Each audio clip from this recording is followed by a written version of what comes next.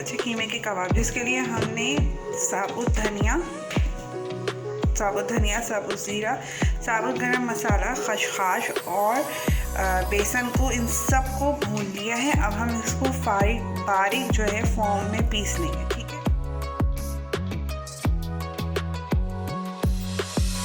है, कीमे में हरा धनिया, पुदीना, हरी मिर्च, प्याज डाल के इसको एक दफ़ा अच्छी तरह फाइन चॉप कर लूँगा। कीमे में ये सारा हरा मसाला मैंने डाल दिया।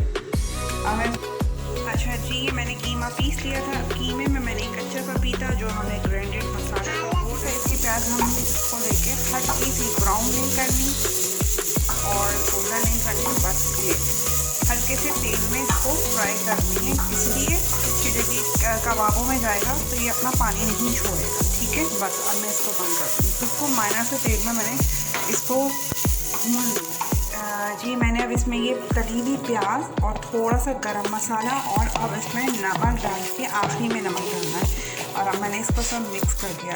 10 मिनट के लिए मैं इसको रख दूँगी। देखिए मेरा टेक्सचर बिल्कुल पतला नहीं हुआ है कच्चा पपीता नमक डाल के, क्योंकि मैंने कीमे को बिल्कुल निचोड़ के इसका पानी निकाल लिया था और बेसन इसकी बाइंडिंग कर देगा। ठीक है, मैं इसको थोड़ी देर के लिए रख दूँगी, फिर मैं आपको कबाब बना के फ्राई करती हूँ। बर्गर की पेटी बना के इसको नॉर्मल शैलो फ्राई करनी है। ठीक है।